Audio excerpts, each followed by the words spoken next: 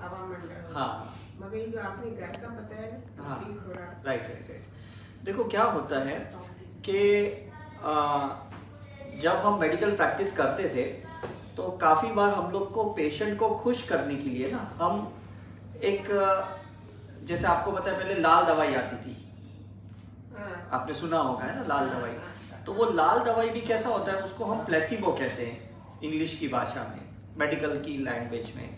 तो वो प्रसाद के जैसे काम करता है, क्योंकि एक फेथ है, एक विश्वास होता है कि पेशेंट को लगता है डॉक्टर ने कुछ तो दिया है ना। और आज हमारा टॉपिक यही है कि मेडिसिन और मेडिटेशन में ज़्यादा फर्क नहीं है। क्या होता है, मेडिटेशन जो हम कहते हैं, ध्यान जिसको कहते हैं, वो श्वास के जरिए लिया जाता है। जैसे मैं सांसों पे ध्यान दे रहा हूँ तो ये मेरी दवाई बन गई, समझ में है कि नहीं। और मेडिसिन क्या होती है कि एक केमिकल की दवाई होती है। जैसे हमारे मेडिकल साइंस में ना 3 प्रकार की मेडिसिन होती है। कौन सी 3 प्रकार की, आपने भी शायद अनुभव किया होगा। एक तो होता है केमिकल, जिसको हम टैबलेट्स कैप्सूल्स कहते हैं, राइट, वो दवाई होती है जिसको हम सॉलिड फॉर्म में कहते हैं। दूसरी होती है लिक्विड फॉर्म की मेडिसिन, जिसको हम इंजेक्शंस कहते हैं, आईवी फ्लूइड कहते हैं, ब्लड चढ़ाते हैं, है ना, सलाइन चढ़ाते हैं। तीसरी प्रकार की जो मेडिसिन होती है जो मेडिकल साइंस में, वो फायर एलिमेंट की होती है। वो बहुत कम लोगों ने अनुभव किया, बिकॉज वो शॉक ट्रीटमेंट देना पड़ता है जब आप देखते हो कि कोई मरने वाला है। फोर्थ ट्रीटमेंट उससे भी रेयर यूज करते हैं, दैट इज कॉल्ड ऑक्सीजन। जैसे आपने कोविड के टाइम पे देखा होगा कि हम इंट्यूबेशन पे लगाते हैं, वेंटिलेटर पे लगाते हैं, वो एयर एलिमेंट का एक मेडिसिन से करके। मतलब हमारे मेडिकल साइंस में सिर्फ 4 प्रकार की दवाइयां हैं, अर्थ एलिमेंट की, वाटर एलिमेंट की, फायर एलिमेंट की, एयर एलिमेंट की। समझ में है कि नहीं।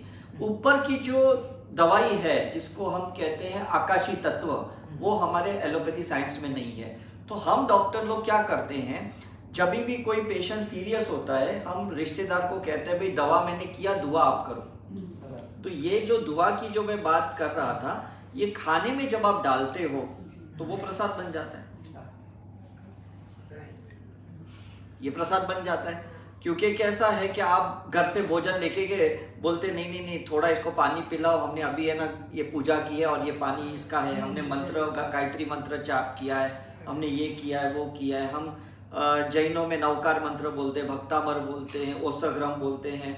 तो कोई भी मंत्र बोलो तो वो एक मेडिसिन के जैसे काम करता है, प्रसाद के जैसे काम करता है। फिर उसमें जरूरी नहीं कि कोई पंडित पुरोहित ही उसको ब्लेस करे, या गुरुद्वारा से ही आए या कोई मंदिर से ही आए। वो घर भी एक मंदिर ही है। तभी तो हम कहते हैं ना कि हम लोग के कल्चर में घर को मंदिर बनाना होता है, समझ में कि नहीं। बिकॉज हम कोई ऐसा नहीं है कि इसको होटल समझ के रहते हैं।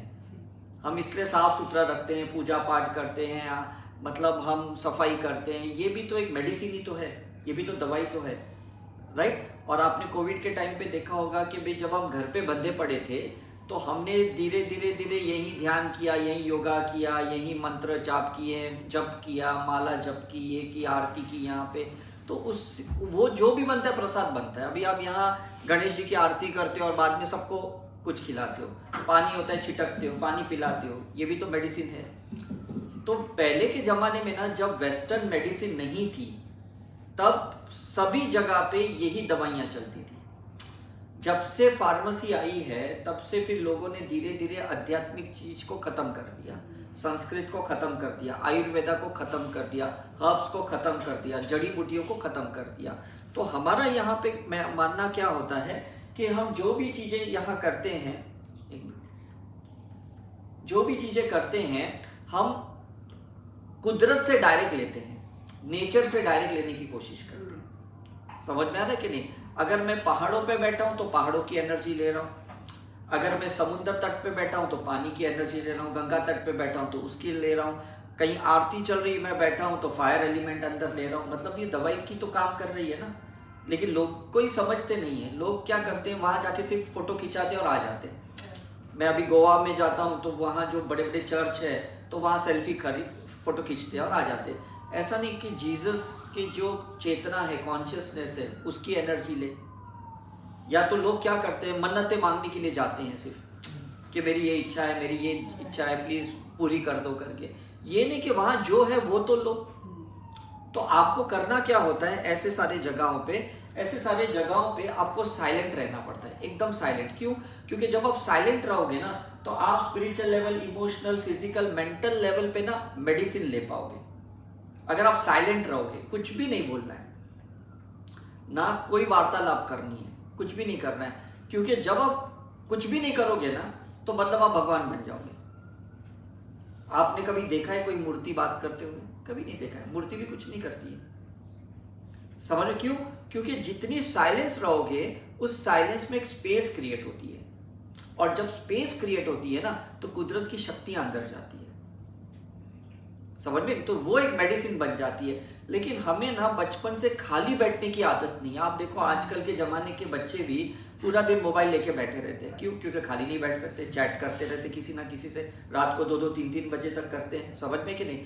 हम भी जब भी खाली बैठे रहते, इसको फोन लगाया, उसको फोन लगा, मतलब हर टाइम में ऐसा था। मतलब आज गांव में भी जाओगे, नेटिव प्लेस में, लोग बाहर आंगन में बैठ के इसकी बातें करेंगे, उसकी चर्चा करेंगे, अरे इसका तलाक हो गया, अरे इसको तो पैरालिसिस हो गया, अरे इसका तो घर बैंक लेके चली गई। हम ऐसी सारी बातें करते हैं। तो हम क्या करते हैं, नेचर के पास जो स्पेस है उस स्पेस में हम गलत चीजें डालते हैं, नेगेटिव चीजें डालते हैं।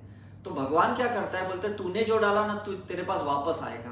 तो वो बोलते हैं भाई वापस जा तू अंदर। तो वो नेगेटिव चीजें वापस हमारे अंदर आती है और शरीर में बीमारियां पैदा करती है।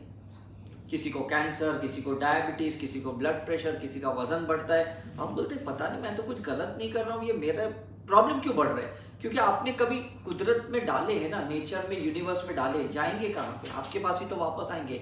अब ये वायरस कोविड का उसी के पास जा रहा था जिसने कभी 5 एलिमेंट्स का इम्बैलेंस किया रहेगा। सबको तो वायरस अटैक नहीं किया, हर एक आदमी तो परेशान नहीं हुआ। कौन परेशान हुए? जिसने उस कोविड के पहले कुछ ना कुछ गलत किया है वातावरण का। कहीं फटाके जलाए, कहीं पे कुछ आग लगाई है, जंगल काट दिए, रोड काट दिए, इमारतें बनाई, टावर्स बांध दिए, मॉल्स बांध लिए, फ्लाईओवर्स बांध लिए, मेट्रो बांध दिया। मतलब हमारा जितना भी कंट्रीब्यूशन था, चाहे वो फिजिकल लेवल पे था, मेंटल लेवल पे था। मेंटल लेवल पे कैसा है, हम सोचते यार कितना दूर रास्ता है यार, कहीं शॉर्टकट बन जाए तो। हम जब ऐसी बातें करते हैं ना तो कोई ना कोई सही में ऐसा फ्लाईओवर बना देता है, कोई ना कोई ऐसा सबवे बना देता है, क्योंकि हम सोच रहे हैं ना। तो हमारी सोच में भी वो नकारात्मक कंट्रीब्यूशन आ गया। आप बोलोगे नहीं मैंने तो कभी कुछ नहीं किया, मैंने तो कहीं कुछ जंगल नहीं तोड़ा, मैंने कोई सड़कें नहीं बनाई, लेकिन आपकी सोच ने तो किसी को ये बनवाया कि नहीं? मुझे बताओ। क्यों? गांव में लोग सोचते ही नहीं, तो गांव में कोई फ्लाईओवर नहीं बनता। समझना रहे कि नहीं? गांव में लोग कुदरत की शक्तियों से जीते हैं। सुबह ब्रह्म मुहूर्त में उठते हैं, खाते पीते हैं, खेतों में जाते हैं, काम करते हैं, रात को जल्दी 7 बजे सूर्यास्त के बाद खाना खा के सो जाते हैं करके। तो वो नेचर की साइकिल के साथ चलते हैं, तो वो उनकी मेडिसिन है। हम नेचर की विपरीत चलते हैं, हम नेचर के अगेंस्ट चलते हैं। समझ में कि नहीं? मतलब कितने 5000 साल पहले जहां माइक्रोस्कोप नहीं था, टेलीस्कोप नहीं था, वहां पे लोगों ने ग्रहों के डिस्टेंस के बारे में बातें की, या ये बताया महावीर जैसे ने कि खाने के ऊपर सूर्यास्त के बाद कीड़े मकोड़े गिरते हैं करके, है ना, वायरस बैक्टीरिया गिरते हैं, तो सूर्यास्त के बाद मत खाना खाओ। तभी तो कुछ था नहीं माइक्रोस्कोप। महावीर के टाइम पे था क्या? मुझे बताओ, नहीं था ना। तो ये सारे लोग जब ध्यान में बैठते थे, जब खाली बैठते थे ना, तो इन लोगों का माइंड ना डिवाइन माइंड से चलता था। हम ह्यूमन माइंड से चल रहे, हम एनिमल माइंड से चल रहे। तो डिवाइन माइंड का मतलब है कि खाली बैठना। अपने इसके पहले का ये जो फोटो देखा, इसमें समझ में आता है ये डिवाइन माइंड से जी रहे। तो संत साधु भी जब ऐसे बैठे रहते थे तो किसी को गायत्री मंत्र आया, किसी को ओम नमः शिवाय आया, किसी को भगवत गीता आ गई, किसी को कुरान आ गई, किसी को बाइबल आ गई, किसी को रामायण आ गई। ये आई कहाँ से? किसी के तो दिमाग में आई होगी। अब कब आई? जब वो आदमी खाली बैठा रहेगा तो ये आई रहेगी। आप और मेरे जैसे अगर कोई सोच में बैठे रहेंगे तो कुछ आएगा थोड़ी अंदर, क्योंकि हम अपने में ही पड़े हुए हैं। समझ में कि ना? आपने कभी सोचा इतनी सारी ग्रंथ आई कहाँ से? व्यास मुनि ने कहाँ से लिखा? कुछ ध्यान किया होगा तभी तो। उन्होंने गणेश गुफा में ध्यान किया, जो इंडिया का लास्ट गांव है, मान गांव जिसको बोलते हैं, अगर आपको पता होगा तो। बद्रीनाथ के वहां पे से जाते हैं करके, तो वो वहां गुफा में बैठे तो आए। महाअवतार बाबा जी केव्स में बैठे तो उनको कुछ आया। समझ में आया कि नहीं? आदि शंकराचार्य बैठे तो उनको कुछ आया करके। तो ये जो धर्म बने हैं, ये धर्म नहीं थे, ये एक्चुअली जीवन जीने की कुछ कायदे कानून थे जिसको उन्होंने धर्म बनाया। समझ में आ रहा है कि नहीं?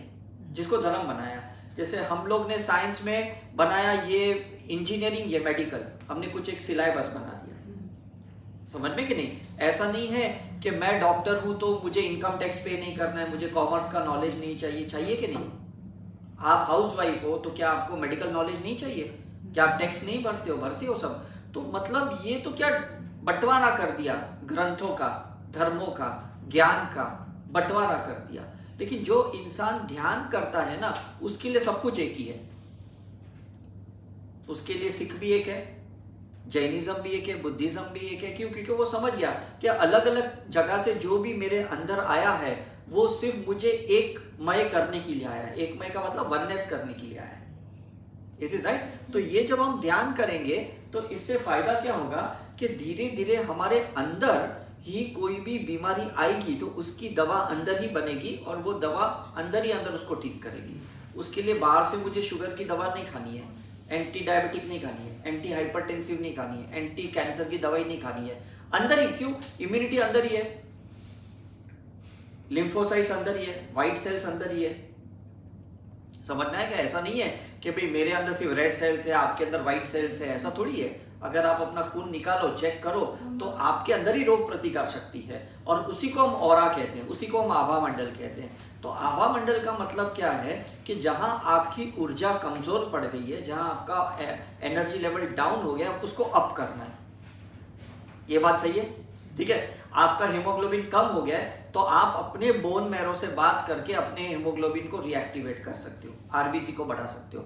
आपका प्लेटलेट्स कम हो गया है तो आप अपने अंदर से ही प्लेटलेट्स को बढ़ा सकते हो। आपका थायराइड बढ़ गया है तो आप अपने थायराइड से बात करके, जिसको बॉडी टॉक कहते हैं, आप अपने थायराइड को नॉर्मलाइज कर सकते हो। उसके लिए बाहर से दवाई परमानेंट नहीं खानी है, टेम्पररी खाओ। मैं भी खाता हूं कभी मुझे जरूरत पड़ी तो। समझ में आ रहा है कि नहीं? मतलब आपको अपने साथ वार्तालाप करनी है, अपने साथ चर्चा करनी है। आप अपने आप को पूछना है, भाई क्या हुआ कि तुझे कमर में दर्द है, मैंने ऐसे क्या कुछ गलत किया जिसकी वजह से दर्द हो रहा है? क्या हुआ कि तुझे पित्त हो गया? क्या हो गया कि माइग्रेन हो गया? अपने आप से बात करो। हम बात करते नहीं, हम किसके पास जाते हैं? हम डॉक्टर के पास जाते हैं, सिम्टम्स बताते हैं कि मुझे ये होता है, हेडेक होता है, फीवर होता है, ये होता है।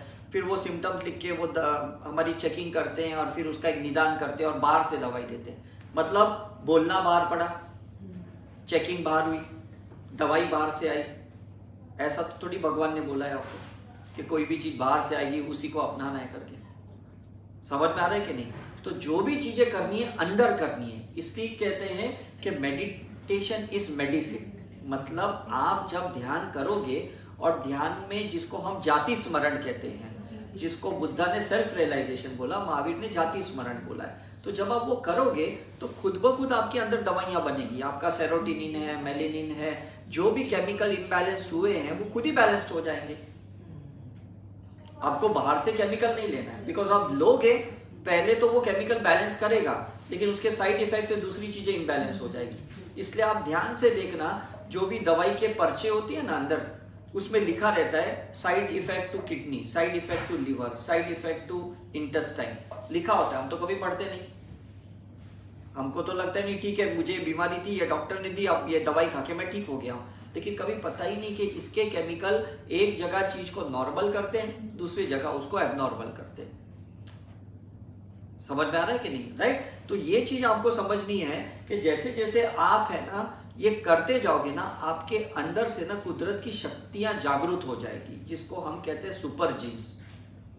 आप सबके अंदर कुछ ना कुछ सुपर जीन्स है, कुछ टैलेंट है, कुछ इंटेलिजेंसी है, कुछ आपके अंदर भगवान ने कुछ ऐसी अजूबा शक्तियां दी है जिसको आपको जागृत करना है। छोटे छोटे बच्चे जब अंदर से जागृत करते हैं ना तो टीवी पे सिंगिंग करते, डांस करते, अव्वल नंबर पे आते कि नहीं? इंडियन आइडल में आप देखते हो कि नहीं? ये कहां से आते? क्योंकि किसी ने, गुरु ने उनके अंदर की शक्तियों को जागृत किया, संगीत को जागृत किया, नृत्य को किया।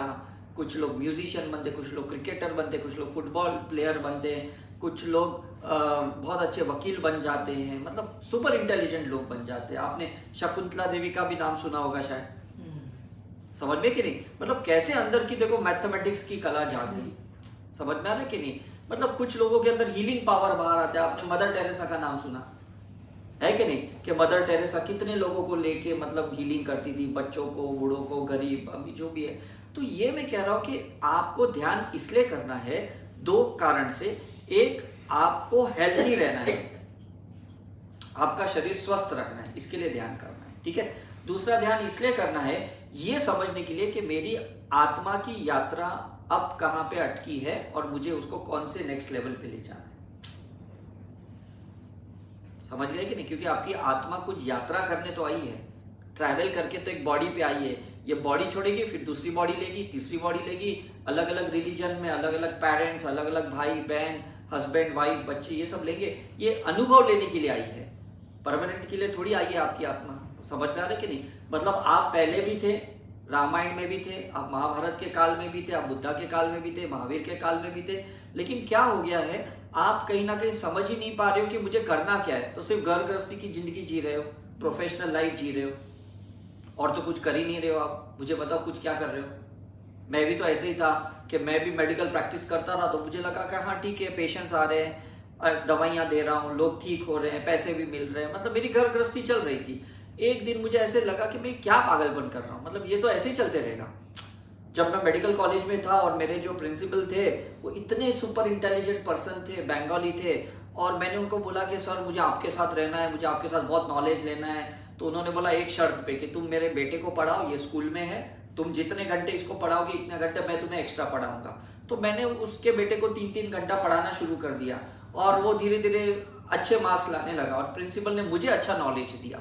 तो मैं उनके साथ कैबिन में बैठता था, देखता था इतने पेशेंट आते, इतने अच्छे से ट्रीट करते, लेकिन वो रोज स्मोकिंग करते थे, चेन स्मोकर थे और रोज अल्कोहल लेते थे करके। तो मैं सर को रात को पूछता था सब पेशेंट आने के बाद कि सर आप क्यों ये सब करते हो? बोलता है बेटा मैं ये नहीं करूंगा तो फिर मेरा तो दिमाग ही काम नहीं करेगा, इतना पेशेंट का जो स्ट्रेस रहता है, टेंशन रहता है। तो तभी मुझे समझ भी नहीं आया, मैंने बोला पेशेंट कैसा स्ट्रेस हो सकता है, वो आपको क्या देगा। लेकिन जब मैं ऑरा के साइंस में आया, एनर्जी फील्ड में आया, तब मुझे पता चला कि पेशेंट नेगेटिव एनर्जी डॉक्टर को देता है, डॉक्टर तो बेचारा दुआ देता है, दवा दे रहा है, वो तो बेचारा ठीक हो गया और ये बीमार पड़ गए। और हर एक के साथ ऐसा होता है। मेरे जो सर्जन थे वो बगैर दारू पिए तो ऑपरेशन ना करें। मैं बोला ये कौन सी बात है? बोलता है नहीं, we need stimulation, we need stimulation. तो मैंने एक दिन उनको पूछा, मेरे सर्जन को जिनके साथ में बहुत काम कर रहा था, मैं बोला सर आपको कौन सा स्ट्रेस है? मेरे को बोलता है बेटा तुझे नहीं पता। मैंने कहा नहीं सर। बोलता है मेरा बेटा है ना मेंटली रिटार्डेड है, हैंडीकैप है, मैं उसके लिए कुछ नहीं कर सकता हूँ। तो जब मैं पेशेंट का ऑपरेशन करता हूँ अचानक पता नहीं मुझे वो मेरा बेटा याद आता है, मेरे हाथ कांपने लगते। मतलब हर एक को टेंशन है, ऐसा नहीं है। लेकिन कैसा होता है कि आप उस प्रॉब्लम को कैसे डील करते हो ना, ये आप पर निर्भर होता है। समझ में कि नहीं? उसके लिए आप एक्सटर्नल दवाई लेते हो, एक्सटर्नल स्टिमुलेशन लेते हो, एडिक्टेड हो जाते हो कि आप ध्यान साधना करके उसको समझते हो कि ये मेरे लिए कुछ तो कुदरत ने सीखने के लिए ये सिचुएशन मेरे सामने रखी है, तो ये मुझे बस समझना है, सीखना है, इसमें ज्यादा उलझना नहीं है। ये ड्रामा है लाइफ का।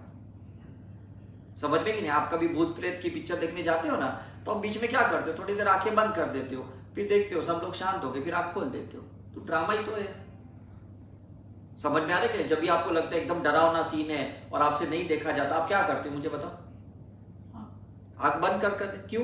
क्योंकि आपको अंदर जाना पसंद है उस वक्त, बाहर आपको वो ड्रामा देखना पसंद नहीं है। तो लाइफ भी ऐसी है कि जितना मेडिटेशन करोगे, समझ लो आपको आंखें बंद करके, मतलब मन की आंखें, फिजिकल आंखें की बात नहीं कर रहा हूं, मन की आंखें बंद करके आपको अंदर की यात्रा करनी है, बाहर उलझना नहीं है, ड्रामा में नहीं उलझना है कि ये मुझे बहुत परेशान कर रही है, वो मुझे बहुत परेशान कर रहा है, वो ड्रामा में नहीं उलझना है। क्योंकि फिर उसके वजह से केमिकल इम्बैलेंस होंगे और आपको बाहर से दवाइयां खानी पड़ेगी, क्योंकि सामने वाले को कोई फर्क नहीं पड़ रहा है। पड़ता है मुझे बताओ? आप बोलोगे इसके वजह से मुझे सर दर्द हुआ, उसके वजह से मेरा वजन बढ़ गया, उसके वजह से मेरा बीपी बढ़ गया। आप ऐसे नॉर्मली बोलते हो, जैसे मेरे क्लिनिक पे लोग आते थे। मैंने बोला किसी की वजह से क्यों ऐसा होता है? कोई थोड़ी आपको गिफ्ट कर रहा है कि मैं तेरे को एक डायबिटीज गिफ्ट करता हूँ, मैं एक ब्लड प्रेशर की बीमारी गिफ्ट करता हूँ, मैं कैंसर को गिफ्ट करता हूँ। ऐसा थोड़ी कोई किसको दे रहा है। आप ले रहे हो उसको और आप अंदर निर्माण कर रहे हो, आप अंदर के रसायन को बिगाड़ रहे हो, अंदर के केमिकल को बिगाड़ रहे हो। कोई किडनी को बिगाड़ता है, कोई लिवर को बिगाड़ता है, कोई हार्मोन्स को बिगाड़ता है। बिगाड़ कौन रहा है? आप ही तो बिगाड़ रहे हो। तो आपको ध्यान क्या करना है? चक्र का ध्यान करना है ताकि आपको हार्मोन्स बैलेंस्ड रहे।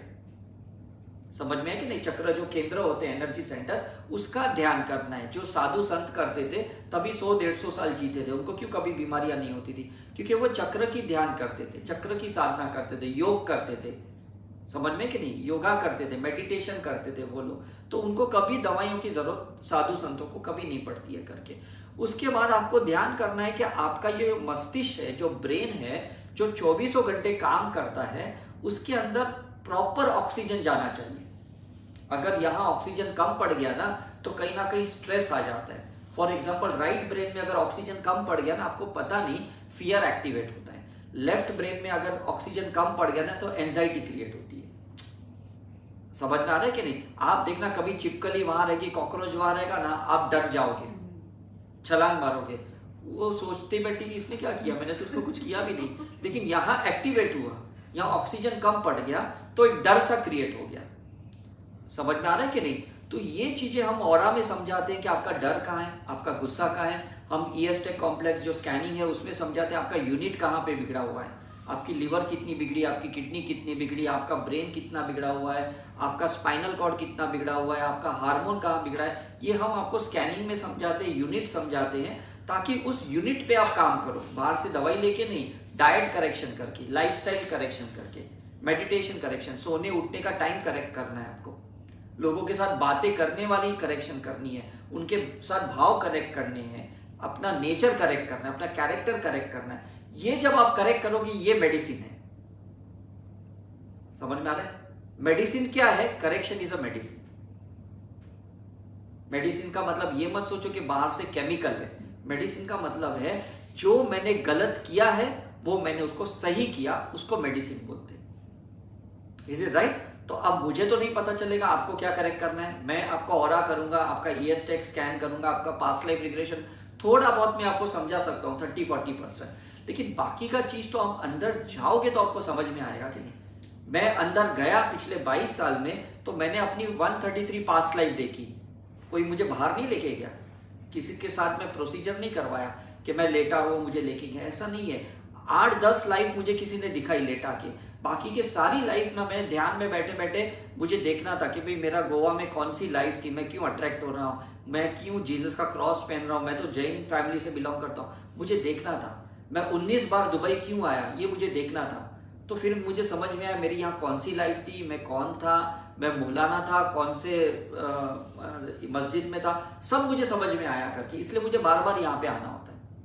मैं 16 बार सिंगापुर गया हूँ, तो बार बार वहां पे एक मंदिर में मैं अट्रैक्ट हो रहा था। तो फिर मैंने अपनी पास्ट लाइफ देखी, फिर मुझे पता चला मेरा कनेक्शन मदर कॉनियन से, बिकॉज मैं बहुत सारे लाइफ में बुद्धिस्ट मॉन्क था करके। समझ में आ रहा है कि नहीं? तो ये आपको समझने की कोशिश करना है कि मेरी यात्रा पहले कहाँ थी और मुझे आगे यात्रा कैसी करनी है, किसके साथ करनी है, कहाँ करनी है। ये करोगे तो ये मेडिसिन हो गई आपकी। अगर आपको पता ही नहीं कि आप आए कहां से, आप कर क्या रहे हो और आपको जाना कहाँ है, तो ये लाइफ तो आपकी बेकार है, आएगी चले जाएगी। इतनी सारी भीड़ में आप चले भी जाओगे, किसको पड़ी है आपकी? कोई तस्वीर लटका भी देगा ना आपकी घर में, वो देखेगा भी नहीं तस्वीर। सही बात है कि नहीं? कितने बड़े बुजुर्गों की तस्वीरें रहती है। हमारे जैनों के मंदिर में कभी आप जाओगे ना, आप देखोगे 50-100 तस्वीरें रहेंगी। इसने 10 लाख दिया, इसने 5 लाख दिया। कौन देखता है? खाना खाता है, लोग निकल जाते हैं। डोनेट भले उन्होंने किया रहेगा, मंदिर भले उन्होंने डोनेट करके बनाया है, लेकिन किसको पड़ी है? कौन देखेगा? समझ में आ रहा है कि नहीं? तो अब यार लोग ताजमहल देखते हैं, फोटो खिंचाते निकल जाते, किसको क्या मतलब है किसने बनाया, क्यों बनाया? Is it right? Qutub Minar जाते, यहाँ जाते। तो कहने का मतलब ये है कि सही में दुनिया को कोई फिक्र नहीं है, कोई फर्क नहीं पड़ता, लेकिन आप अपनी ध्यान साधना से अपनी यात्रा को चेक करो।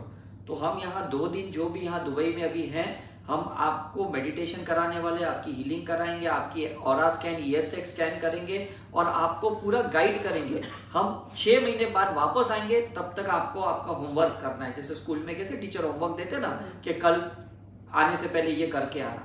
समझ में आ रहा है कि नहीं? अब मैं हर 6 महीने में अमेरिका जाता हूँ, तो अमेरिका में 1-1.5 महीना रहता हूँ, सब उनको ऐसे बताता हूँ, फिर मैं निकल जाता हूँ, इंडिया में आ जाता हूँ।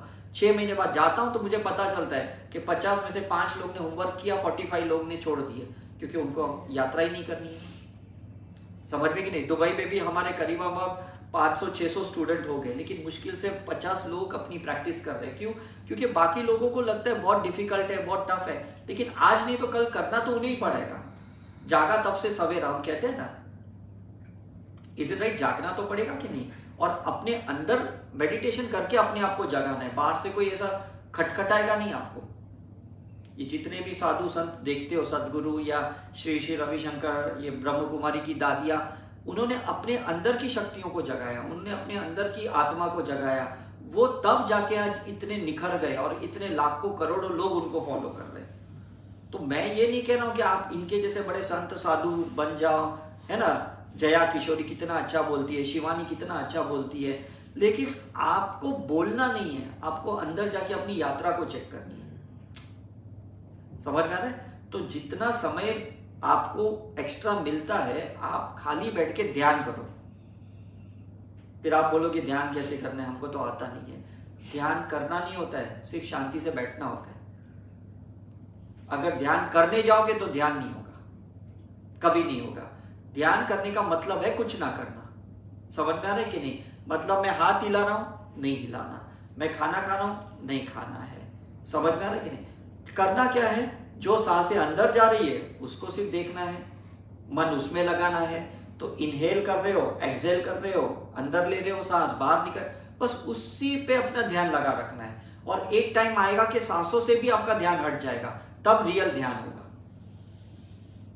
तो पहले ध्यान को फोकस करना पड़ता है। जैसे अभी ये दिया जल रहा है, ये लैम्प जल रहा है, मैं इसको देख रहा हूं, तो ये एक्टिव मेडिटेशन हो गया, जिसको मैं देख रहा हूं। धीरे धीरे मेरा वो ध्यान ही हट जाएगा दिए से, तो वो पैसिव मेडिटेशन, वो रियल मेडिटेशन हुआ, वो रियल ध्यान हुआ। हम कुछ आपको सिंबल्स देंगे, सिंबल्स पे ध्यान करना है, कुछ टाइम के बाद वो सिंबल्स से भी आपका ध्यान हट जाएगा, वो रियल ध्यान होगा। हम लोग जब माला जप करते हैं ना 108 की, पहले 15-20 के टाइम पे ध्यान रहता है, आपने देखा, उसके बाद तो ध्यान ही चले जाता है। क्यों? क्योंकि अभी हम अंदर जा रहे हैं करके। जब अंदर जाते तो ध्यान नहीं रहता कि कौन सी माला जाप कर रहे हैं, अब कितने बीट्स हुए, कितने जाप हुए, कितने रह गए, समझ में ही नहीं आता है। तो लोग क्या बोलते हैं, सर थोड़ी देर करने के बाद हम सो जाते हैं। आप सोते नहीं हो, आप खो जाते हो। सोने और खोने में फर्क होता है, समझ में कि नहीं? सोया हुआ आदमी बाहर की बातें नहीं सुनता है, सोया हुआ इंसान बाहर की आवाज नहीं सुनता है। आप खो जाते हो, इसलिए सब आपको पता है, किसने घंटी बजाई, कोई अभी ये रूम से वो रूम में गया। इज इट राइट और नॉट? तो इसको खोना कहते हैं, सोना नहीं कहते, राइट? तो होने दो। शुरू में भले आपको 2-4 महीने लगे, बुद्धा को तो कितने साल लगे ध्यान में जाने को, आप और हमारे जैसे को भी बहुत टाइम लगेगा। इतना इजी नहीं है हमको ध्यान करना, लेकिन शुरुआत तो करें कि नहीं, हम साइलेंस में तो रहें कि नहीं।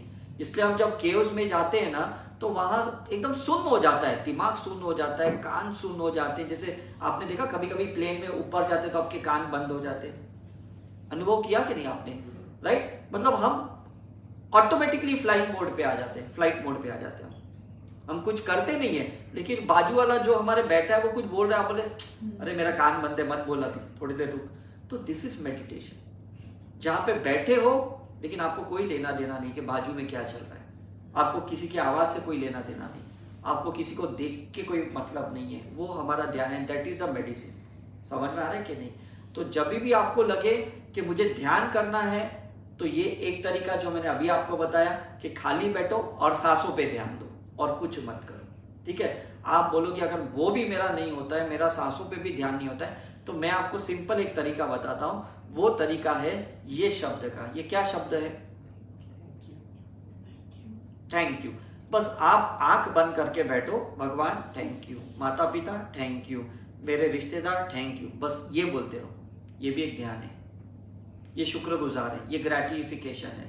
Is it right? आप ये करते रहोगे तो क्या होगा, अंदर से आपके जो ब्लड सेल्स है ना, उसमें एक वाइब्रेशन आएगी, उसमें एक एनर्जी आएगी। क्यों? क्योंकि पहले दुखी थे, गुस्सा थे, इरिटेटेड थे, लेकिन जैसे थैंक यू बोलना शुरू किया ना, तो अंदर से तरंगे निकलेगी, वाइब्रेशंस निकलेंगे। तो ये भी तो अच्छा ध्यान है।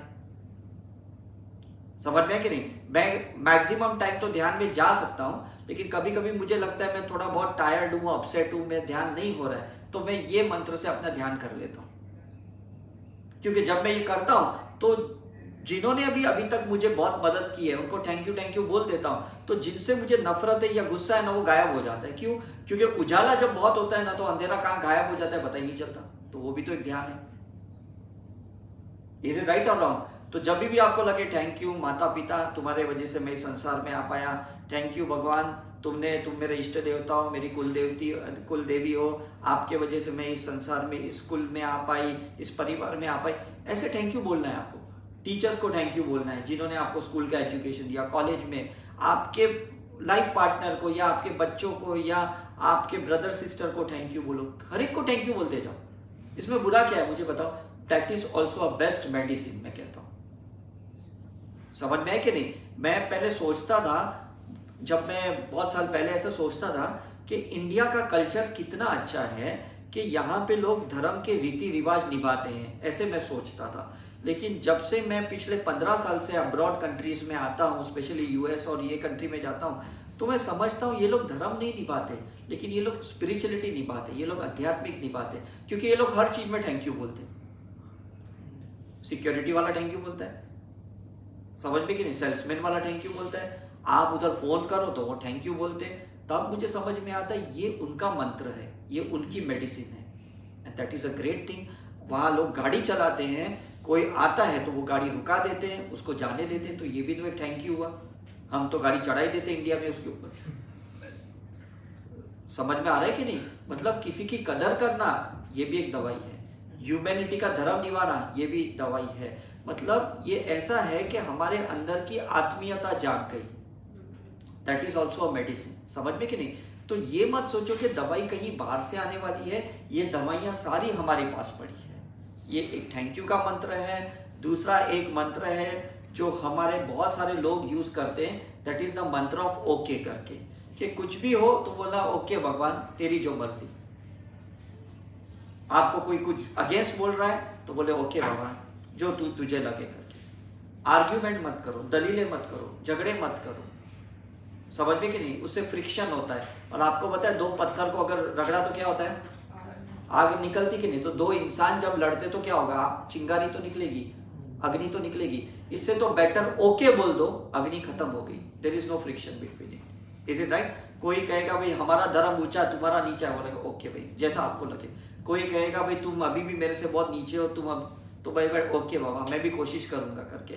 मैं कभी कभी, वैसे तो मैं बहुत रेयरली किसी फंक्शन में जाता हूँ मेरे रिलेटिव्स के, बहुत साल से, लेकिन कभी गलती से मैं चला गया तो मुझे लोग ताने मारते, क्या उदय बहुत बड़ा आदमी हो गया, आजकल तू आता नहीं शादियों में, आजकल तू हमको फोन नहीं करता, आजकल हमको मैसेज नहीं करता है। मैं उनको बोलता है आप नहीं तो आशीर्वाद दिया, मैं बड़ा हो गया, ओके आप ले लो आशीर्वाद, मैं आपके जैसा वापस बन जाता हूँ। बोलता है नहीं बेटा तू आगे जा। समझ में आ गया क्या? मतलब देखो एक सिंपल सा चीज है ना, उधर ही खत्म हो गया। मेरे अंकल को, आंटियों को, कजिनों को बोलता हूँ तुमने तो हमेशा बेस्ट विशेष दी, जब मैं एग्जाम में जा रहा था, जब मैं कोई कुछ कर रहा था, तुमने बोला भाई आगे बढ़ो बेटा आगे बढ़ो। अब मैं आगे बढ़ा तो आप बोल रहे कि भाई तुम मिल नहीं रहे, आप ले लो मुझे पीछे। समझ में आ रहा है कि नहीं? सी ये होता है कि जहां से आप दिल से थैंक यू बोलते हो और दिल से ओके बोलते हो, तो ये दो मंत्र ऐसे हैं कि लाइफ में कभी आपको तकलीफ में नहीं लाएंगे। ये दो मेडिसिन है करके, समझ में कि नहीं? जैसे आप हॉस्पिटल में एडमिट है और डॉक्टर कहते हैं आज अभी आपका थोड़ी देर बाद ऑपरेशन है, चलेगा? आप बोलते ओके जैसा आप बोलो, तो आप सरेंडर हो गए, ऑपरेशन हो गया। जब डिस्चार्ज का टाइम आ गया तो आप क्या बोलते हैं? थैंक यू डॉक्टर, आपने एक नया जीवन दिया। दो ही शब्द तो इस्तेमाल किया, ऑपरेशन के वक्त ओके और निकलते वक्त thank you. Is it right? तो ये मंत्र को हमेशा अपने जीवन में अपनाओ, ये मेडिसिन है, यही मेडिटेशन है।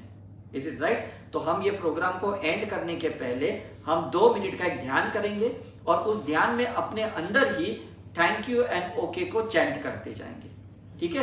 पहले हम कोशिश करेंगे सांसों पे ध्यान दे और बीच बीच में फिर हम अपने अंदर थैंक यू बोलेंगे और ओके बोल के फिर मैं आपको बोलूंगा धीरे धीरे बाहर आइए। करेंगे कि नहीं? ठीक है, चलो 2 मिनट के लिए ये ध्यान करते हैं, हम ज्यादा नहीं करेंगे। अपनी आंखें बंद करो, अपनी कमर सीधी रखो, स्पाइनल कॉर्ड को स्ट्रेट कर दो।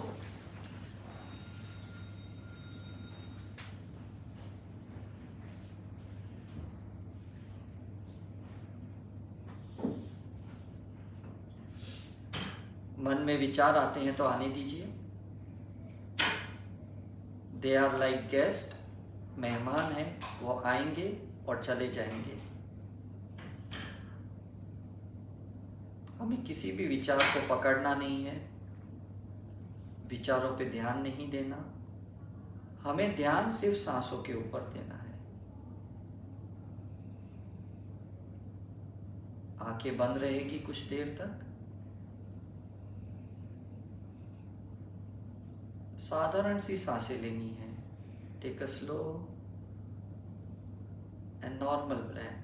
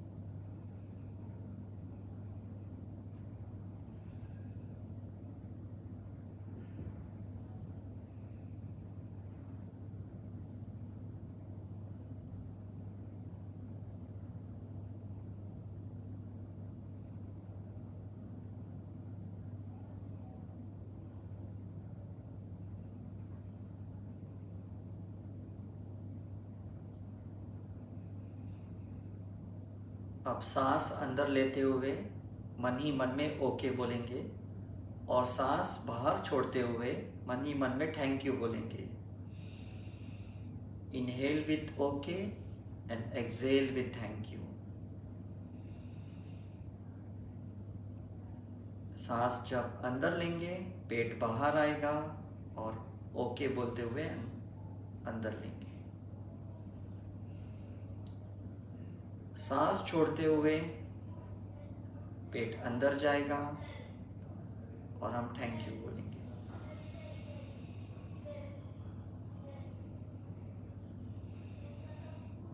Inhale with okay, exhale with thank you.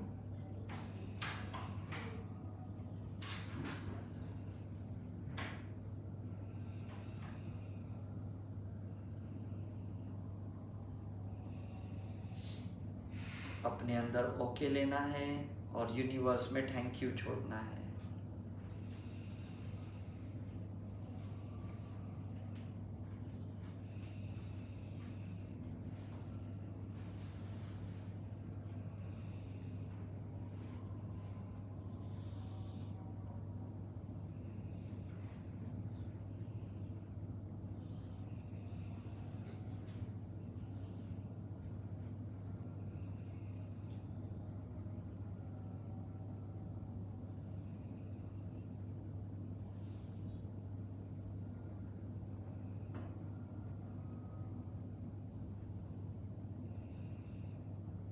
Everything is okay. My life is okay. My family is okay. My situation is okay. My circumstances is okay. सब परिस्थिति मेरे लिए ओके है, ठीक है।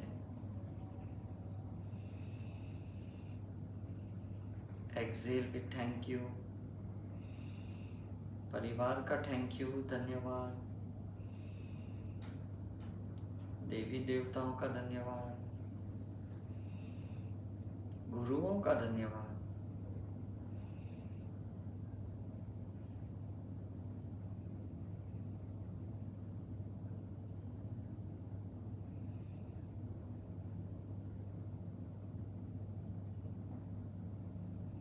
जिसका भी धन्यवाद करो उनको मन की आंखों से देखने की कोशिश करो। जिन्होंने भी अच्छे और बुरे सबक सिखाए उनका धन्यवाद करो।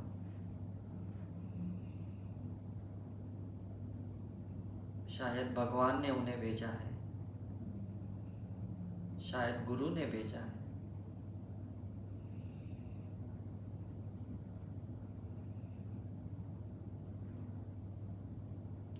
I accept everything, so it's okay.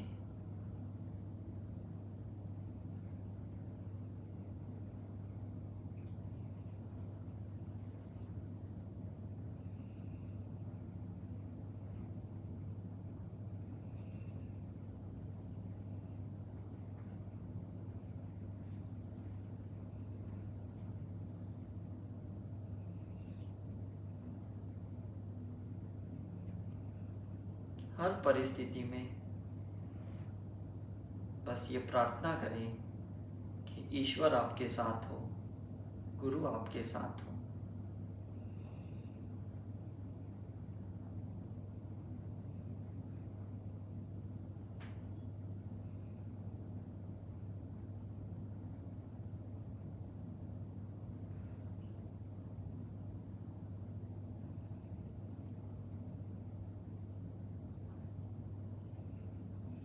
शरीर में तरंगों को देखते जाओ, महसूस करो, फील द वाइब्रेशन हाथों में,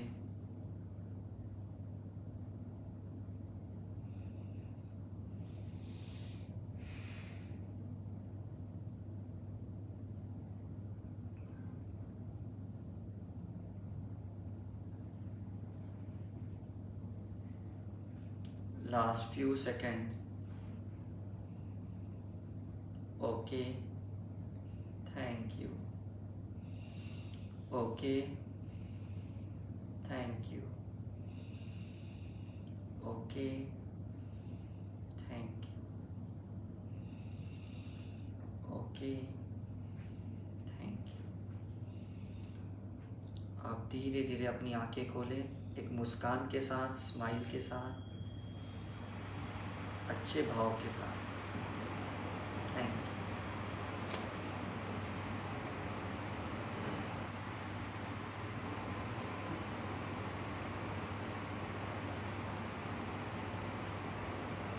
अब हाथ उल्टे रखें पाँव के ऊपर, अपने घुटनों के ऊपर। अब देखो कैसा महसूस हो रहा है, कुछ हो रहा है?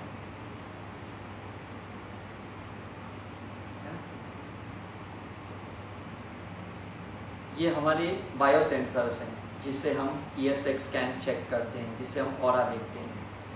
तो जब तरंगों में गड़बड़ है तो हमें पता चलता है मशीन से कि कहाँ गड़बड़ है, क्योंकि यही तरंगे हैं जो हमारे लिवर, किडनी, हार्ट से जुड़ी पड़ी है करके, है कि नहीं? तो हम क्या करते हैं, एक फ़ोटो खींचते हैं इंसान का और ऑरा बताते हैं कि आपके एनर्जी में कहाँ गड़बड़ है, तरंगों में, जिसको मेरिडियंस कहते हैं एक्यूप्रेशर, एक्यूपंक्चर में। हम नसें कहते हैं ना, नाड़ियाँ कहते हैं कि नहीं आयुर्वेद के शास्त्र में, राइट? तो नाड़ियों में, नसों में, मतलब ब्लड वेसल्स में, नर्वस सिस्टम में कहाँ पे ब्लॉकेजेस है ये देखते हैं, और कितना डैमेज है ये हम ESTEC स्कैन में चेक करते हैं करके। तो आप में से किसी को भी स्कैन करवाना है तो आज आप कर सकते हो, और हम आने वाले और 2 दिन यहाँ पे है, सैटरडे संडे भी यहाँ पे है, तो आप 2 दिन स्कैनिंग और ये जो ESTEC हमारा जो पैकेज है वो दोनों का लाभ ले सकते हो, बिकॉज दोनों तरीके से हम आपको गाइड कर सकते हैं। उसके बाद जहाँ हमें लगता है कि आपके लिवर में प्रॉब्लम है तो आप लिवर पे हाथ रख के ओके बोल सकते हो। कुछ हम आपको सिंबल सिखा सकते हैं, वो सिंबल्स यहाँ पे आप उसका इस्तेमाल कर सकते हो। कुछ हम साइकिक सर्जरी करके हीलिंग सिखाएंगे, वो हीलिंग कर सकते हो। देखो एक चीज समझ लो, अगर आज आप यहाँ पे हो तो आप एक्सीडेंटली नहीं हो, भगवान ने चाहा है कि आज आपका अच्छा समय है तो कुछ अच्छा लेके जाओ यहाँ से। समझ में है कि नहीं? जैसे अगर हम गणपति घर पे लाते हैं, क्यों लाते हैं? कुछ अच्छा होने के लिए लाते हैं ना, ऐसे टाइम पास के लिए तो थोड़ी गणपति लेके आएगा। समझ में आ रहा है कि नहीं? कोई नमाज पढ़ने जाता है तो कुछ सोच समझ के ही जाता होगा कि नहीं, राइट? तो आज आप यहाँ पे हो मतलब भगवान ने कुछ सोच समझ के आपको भेजा है। अब आप इससे कितना फायदा ले सकते हो या कितना अच्छा और कर सकते हो, ये आप पर निर्भर होता है, ये आपकी चॉइस है। हर बार तो भगवान आपको धक्का नहीं मारेगा, हर बार तो ऐसे प्रोग्राम नहीं होते जाएंगे, है कि नहीं? आज यहाँ पे भी पहली बार हो रहा है कि नहीं? समझ में कि नहीं? और क्यों हो रहा है? क्योंकि जो यहाँ रहते हैं उन्होंने कभी भाव किए होंगे, समझ में कि नहीं? और उनके वजह से आप लोग यहाँ पे आए तो हम उनको थैंक यू बोलेंगे मन से, बिकॉज उनके भाव से हम यहाँ आए और उनके भाव से आप यहाँ पे आए। तो ऐसे भाव अगर आप सबके लिए करोगे तो कल आपके घर पे भी सत्संग होंगे, आपके घर पे भी कभी कोई आपके जो गुरु महाराज है जिनको आप बहुत मानते हो वो आपके घर पे आएंगे, आपके घर पे भी शायद हो सकता है गणपति कभी आए। इज इट राइट और नॉट? बिकॉज मैंने कहा कि ईश्वर की कृपा होनी चाहिए। बाकी तो अच्छे बुरे दिन तो सबके आएंगे, राम के भी आए, रावण के भी आए, कृष्ण के भी आए, हनुमान के भी आए, लेकिन उनके साथ भी कहीं ना कहीं शिव जी जुड़े थे, कहीं ना कहीं उनके साथ भी शक्तियां जुड़ी थी। तो इसलिए उनका वनवास भी निकल गया, उनके युद्ध भी निकल गए और उनका जीवन भी निकल गया।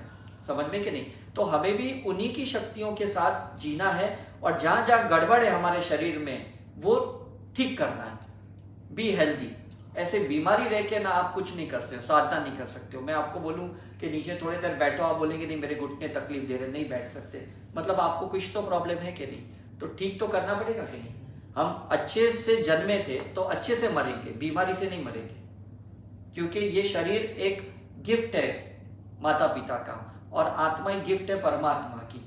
तो कर्मों से भी मुक्त होंगे तो गॉड खुश, और शरीर से अच्छे स्वस्थ मरेंगे तो हो सकता है हमारे माता पिता जहां भी होंगे हमें देखेंगे कि भाई ये बंदा अच्छे से मरा। मेरी दादी 102 की उम्र में एकदम हेल्दी मरी, मेरे नाना जी 88 की एज में अच्छे से मरे, मतलब कोई बीमारी नहीं, बैठे बैठे चले गए। तो सही में हमें अच्छा लगा कि ना बीमारी हुई ना हमको कहीं तकलीफ हुई, उनको दौड़ धाड़ के यहाँ अस्पताल ले जाओ, वेंटिलेटर पे रखो, कुछ करना नहीं पड़ा, क्योंकि वो दोनों ने मुझे ये सिखाया। डॉक्टर तो मैं बाद में बना, लेकिन मैं बचपन से उनको ऑब्जर्व कर रहा था, मेरे नाना जी को और मेरी दादी को, कि वो दोनों कितने हेल्दी थे, कितने मतलब फिट थे करके। मेरे दादाजी बहुत अर्ली एज में चले गए अस्थमा की वजह से, लेकिन मेरी दादी उसके बाद भी कम से कम 50 साल रही। मेरी नानी जल्दी चली गई, लेकिन मेरे नाना जी बहुत साल और जिए। तो मुझे समझ में आता है कि मरना आसान है बीमारियों से, लेकिन स्वस्थ रह के मरना ना बहुत मुश्किल है, हेल्दी रह के मरना बहुत मुश्किल है। इज इट राइट और नॉट? तो आज हम क्या है, यहां से जाने से पहले ना एक मन में संकल्प करें कि हम अच्छे से मरेंगे, स्वस्थ से मरेंगे, हेल्दी मरेंगे। उसके लिए कोई भी प्राणायाम योगा करना पड़े, कोई भी चेकिंग करनी पड़े, कोई भी डाइट करना पड़े, कोई भी लाइफस्टाइल चेंज करनी पड़े तो हम तैयार हैं, लेकिन हम स्वस्थ से मरेंगे। हमको कोई भी ऐसे टेस्ट, मतलब जबान को खुश करने के लिए खाना नहीं खाना, लोगों को खुश करने के लिए हमको कुछ पीना बीना नहीं है कि नहीं वो खुश हो जाएंगे पार्टी में इसलिए मुझे पीना है। ऐसे करते हुए हमें नहीं जीना है, ठीक है कि नहीं? हम अपने शरीर के लिए जिएंगे और स्वस्थ होकर मरेंगे। जब भगवान के पास जाएंगे तो बोलेंगे देखो हम अच्छे से आपके पास हैं, है ना। जब एक स्टूडेंट क्लास में जाता है होमवर्क करके तो टीचर को अच्छा लगता है कि नहीं, कि हाँ ये बच्चा होमवर्क करके आया, ये अच्छी पढ़ाई करके आया, इसलिए इसको अव्वल नंबर आया, इसलिए इसको 98% आया। समझ में कि नहीं? तो हम भी अच्छे बन के जाएंगे। बाकी दुनिया में जो चल रहा है चलने दो, अपनी फिक्र करो, अपने आप को स्वस्थ रखो करके। और हमारे सुनील सर हैं जो हर बार हमें मदद करने के लिए पिछले 20 साल से तैयार रहते हैं। अभी भी वो पूना से आए हैं, इतनी दूर आए हैं आप लोग को मदद करने के लिए। तो हम आने वाले इस 2 दिन में हैं यहाँ पे एक्सक्लूसिव होटल में। तो आप आपके परिवार फ्रेंड्स किसको भी स्कैनिंग के लिए लाना है आप लेके आओ। उसके बाद ये हमारी जो टीम है ये आपको मदद करेगी, आपको समझाएगी कि जो भी गड़बड़ आपकी चेकिंग में आई है उसको कैसे सुधारना है, उसका कैसे करेक्शन करना है। मैं भी बीच में ऋषिकेश में था तो मैंने सुनील सर को बोला मेरा बेटा है ना फिजिकली ऐसे तो अच्छा है लेकिन वो बहुत पतला है। तो इन्होंने स्कैन करके बताया कि सर इसके थोड़ा थायराइड में प्रॉब्लम है, इसको ये डाइट दो, इसको ये एक्सरसाइज कराओ, ये करवाओ। और उसने वो किया और पिछले 6 महीने बाद वापस जब स्कैन किया वो ज़्यादा फिट हो गया। और अभी तो वो जिम में जाता है, मतलब फुटबॉल टीम में है, 3 बार सिलेक्शन हुआ उसका, सिनेमेटोग्राफी कर रहा है। तो क्या होता है कि आज यंगस्टर्स लोग कुछ भी बाहर खाते हैं और उन्हें पता नहीं कि वो कितनी बड़ी बड़ी बीमारियों से उलझ रहे हैं करके। लेकिन हम जब ऐसे स्कैनिंग करते हैं तो उन यंगस्टर्स को गाइड करते हैं कि कहाँ जंक फूड नहीं खाना, कहाँ फ्रूट्स खाना है, वेजिटेबल्स खाना है, ड्राई फ्रूट्स खाना है। तो क्योंकि उन्हें तो नेशन चलाना है ना, जैसे हमने सुना है ना कि युद्ध होता है वो नेशन चलाता है। समझ में कि नहीं? तो युद्ध अगर अच्छा होगा तो नेशन चला पाएगा। हम स्कूल कॉलेजेस में जाके भी हम लोग, सुनील सर हम लोग गाइड करते हैं कि किस तरह से अपनी फिटनेस को मेंटेन करना, अपने रिपोर्ट्स को मेंटेन करना, पॉजिटिव करना। ये वेट नहीं करना चलो कल बीमारी आएगी देखा जाएगा। Prevention is better than cure. थोड़े पैसे खाने में डालें, थोड़े पैसे जिम में डालें, थोड़े पैसे योगा में डालें, थोड़े पैसे इन्वेस्टिगेशन में डालें, थोड़े पैसे हम लोग को मेडिटेशन, करेक्शन, हीलिंग के लिए डालें। तो मुझे लगता है ना, ये इन्वेस्टमेंट जो थोड़ा थोड़ा हम करेंगे ना अपने लिए, ये हमें काम आएगा। ऐसा नहीं कि लॉकर में गोल्ड काम आने वाला, ये प्रॉपर्टी काम में आने वाली, ये कुछ काम में नहीं आएगा। आएगा मुझे बताओ, कोई चीज चलने वाली आपके साथ? नहीं चलने वाली ना। तो मैं ये कहता हूँ कि कभी कॉम्प्रोमाइज मत करो। अगर महंगा ड्राई फ्रूट्स है तो खा लो, फ्रूट्स महंगा है, स्मूदी महंगी है तो प्लीज ले लो, बिकॉज ये अपने शरीर के लिए आप कर रहे हो and that is the real medicine. कोई कह रहा है भाई योगा सिखाऊंगा, लेकिन ये सिखाने का हम 200 dirham लेंगे, तो सीख लो जहां पे भी होता है। ऐसे थोड़ी सोचो मैं जाऊं उधर, मेरा ट्रैवलिंग इतना खर्चा होएगा, मेरा टाइम जाएगा, मेरा पैसा जाएगा, लेकिन किसके लिए कर रहे हो आप? मैंने 127 थेरेपियां सीखी है इंडिया के हिसाब से, मैंने 44 लाख रुपीज स्पेंड किए, अपने लिए किया। मैंने वास्तु सीखा, एस्ट्रोलॉजी, न्यूमरोलॉजी, सब कुछ सीखा है, अपने लिए सीखा है मैंने। तो पैसा अगर अपने लिए इन्वेस्ट नहीं करोगे तो किसके लिए करोगे? Is it right? तो ये सर है हमारे यहाँ पे, आपको जो भी मदद चाहिए आप प्लीज इनसे ले लेना। और इन्होंने एक छोटा सा भी स्कैन किया है, तो ये एंड करने के बाद एक छोटा सा एक स्कैन का ये आप बता देंगे कि भाई ये कैसे काम करता है। Okay, thank you very much.